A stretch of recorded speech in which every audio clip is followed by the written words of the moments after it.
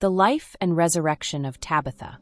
In the coastal town of Joppa, nestled between the rolling hills and the azure waters of the Great Sea, there lived a woman of extraordinary kindness named Tabitha, known in the Greek tongue as Dorcas. She was a woman of great faith, a disciple of the Lord Jesus, and her life was a beacon of light in the community. Her home, modest yet filled with warmth, was a refuge for the weary and a sanctuary for the poor. Tabitha was blessed with skillful hands, and she dedicated her talents to the service of others. From dawn until dusk, she worked at her loom, spinning and weaving, her hands moving with a grace that reflected the love in her heart. She made garments for the poor, cloaks for the cold, and blankets for the orphaned. Every stitch she made was a prayer, and every garment a testament to her compassion. The people of Joppa loved Tabitha dearly. She was known not just for her deeds, but for the gentleness of her spirit. She was often seen in the marketplaces, buying cloth or delivering clothing to those in need. Her face, though weathered by time, was always serene, her eyes reflecting a deep and abiding peace. Tabitha's charity extended beyond material needs. She was a mother to the motherless, a friend to the friendless, and a comforter to the grieving. When the town suffered from famine, she organized the distribution of food, ensuring that no one went hungry. When illness swept through Joppa, she cared for the sick, tending to their needs with a tenderness that brought comfort to their souls. Her home was always open, and it became a gathering place for the believers in Joppa. There they would meet to pray, to share the teachings of the apostles, and to break bread together. Tabitha's hospitality was legendary, and her table was never empty. The bread she baked was fragrant and warm, and the wine she poured was shared with joy. The sound of laughter and hymns filled her home, and it became a place where the love of Christ was tangible.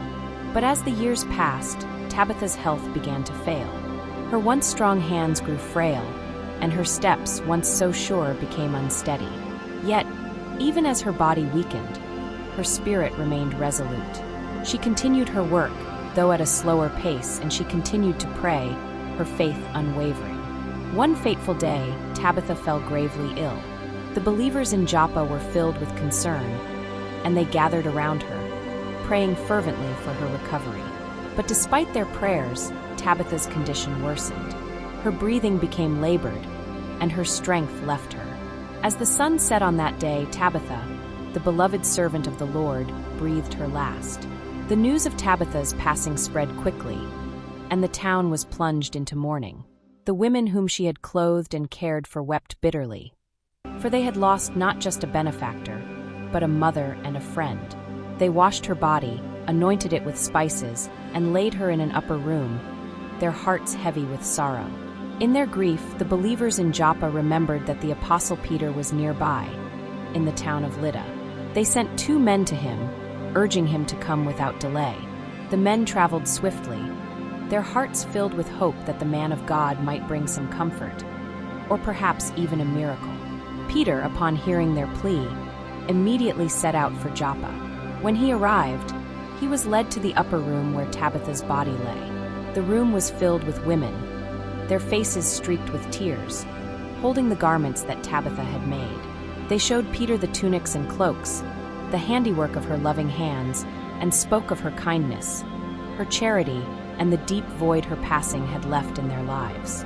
Peter, moved by their sorrow and by the memory of Tabitha's good works, asked them all to leave the room. Alone in the quiet of that upper chamber, he knelt down and prayed. He sought the Lord's guidance, his heart open to the will of God. Then, turning to the lifeless body of Tabitha, he said with authority, "Tabitha, arise." At the sound of his voice, life returned to Tabitha. Her eyes fluttered open, and she saw Peter standing before her. She sat up, her heart beating once more, the warmth of life returning to her limbs. Peter reached out and took her by the hand, helping her to stand. The door to the upper room was opened, and Peter called the saints and widows back in. When they saw Tabitha standing alive, their cries of sorrow turned to shouts of joy and praise. They embraced her, their tears now tears of gladness, and their hearts overflowed with gratitude to God. The news of this miraculous resurrection spread throughout Joppa like wildfire. People came from all around to see the woman who had been dead but was now alive. Many who heard the story and saw the evidence of God's power believed in the Lord. Tabitha's resurrection became a powerful testimony of the resurrection power of Jesus Christ, a living witness to his love and compassion. After her resurrection, Tabitha continued her ministry with renewed vigor. Her experience deepened her faith, and she spoke often of the goodness of the Lord, of his mercy and his power. She continued to care for the poor, to clothe the naked, and to comfort the broken-hearted. But now, her life carried an even greater weight of testimony, for she had been brought back from the dead. Her home once again became a place of gathering, where the believers would meet to worship and to hear her speak of the things she had seen and experienced. Tabitha's story was told and retold, inspiring many to live lives of service and love. And so, Tabitha lived many more years, her life a continuing example of God's grace and power. When she finally passed from this world to the next, it was with the peace of knowing she had run her race well, her faith having touched the lives of all who knew her. Her legacy endured long after she was gone, in the hearts of those she had helped and in the stories they passed down to their children. And the town of Joppa remembered Tabitha, the woman who was full of good works and acts of charity, who was brought back to life by the power of God, and who lived the rest of her days in faithful service to him.